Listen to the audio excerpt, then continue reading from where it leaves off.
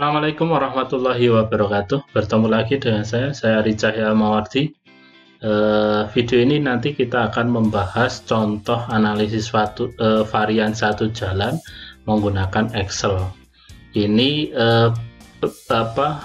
analisis varian satu jalannya yang sel tidak sama. Tentunya ketika Anda menggunakan Excel itu caranya sama dengan analisis varian satu jalan sel sama ya. Jadi Excel SPSS itu ya kalau sel sama dan tidak sama itu caranya sama ya.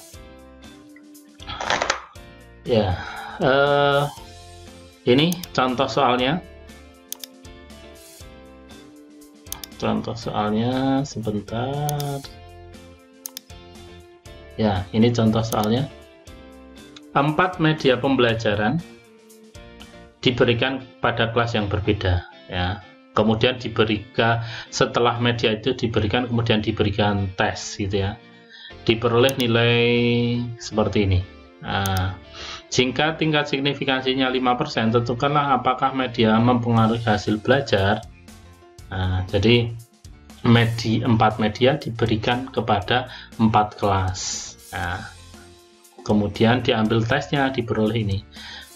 Saya ingatkan kembali, ketika Anda mau analisis varian, prasyaratnya harus dipenuhi terlebih dahulu. Harus uji normalitas dulu. Uji normalitasnya nanti ada 4 kali, ini uji normalitas diuji ya. Kemudian diuji yang kedua adalah uji homogenitasnya itu sekali ya. 4 kali uji normalitas dan 1 kali uji homogenitas varian. Begitu ya. Kalau sudah terpenuhi, maka kita lakukan analisis varian.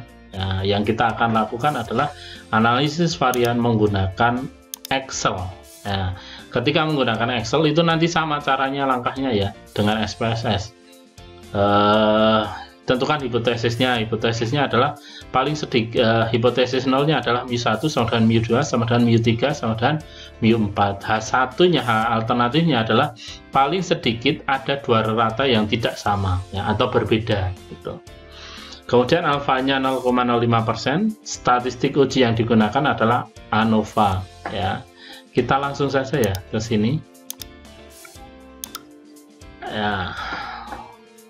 Anda klik data, kemudian data analisis ya.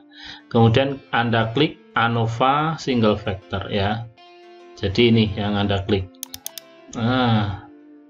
Tadi saya sudah isi, saya kosongi terlebih dahulu. Misalkan muncul awalnya itu seperti ini ya.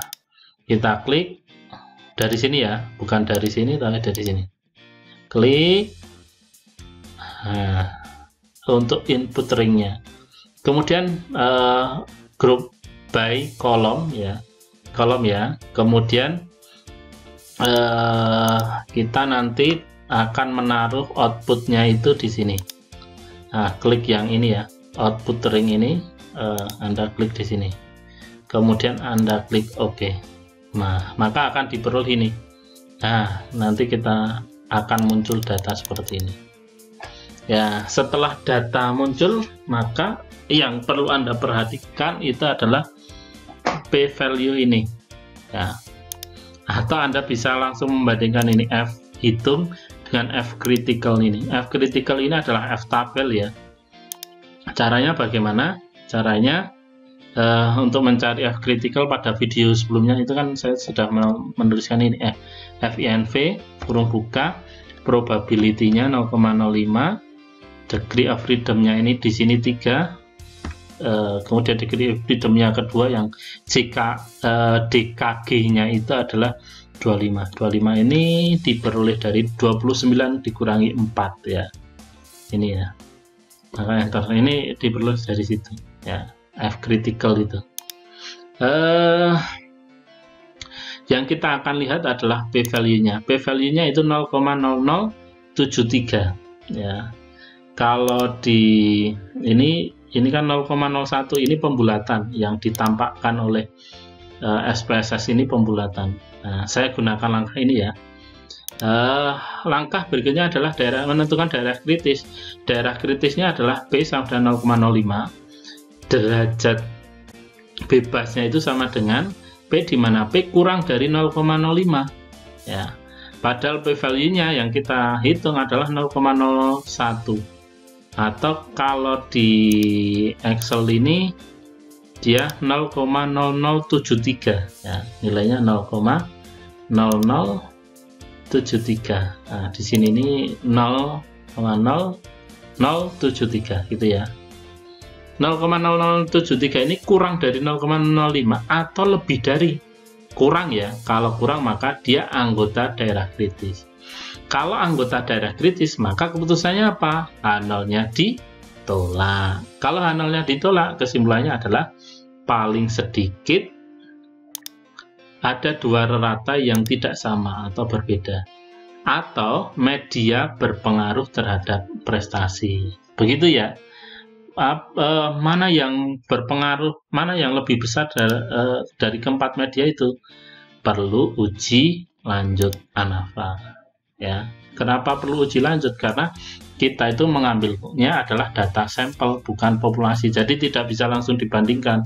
Oh, 8 ini lebih bagus daripada ini, media B lebih bagus daripada media A, media C lebih bagus daripada media A. Tidak bisa begitu karena kita mengambil datanya sampel. Nah, ini kan adalah estimator dari sampel. Nah, padahal mau diterapkan ke populasi maka harus ada uji statistikanya. Nah, nanti yang kita akan gunakan adalah uji Schett. Nah, sampai di situ ya.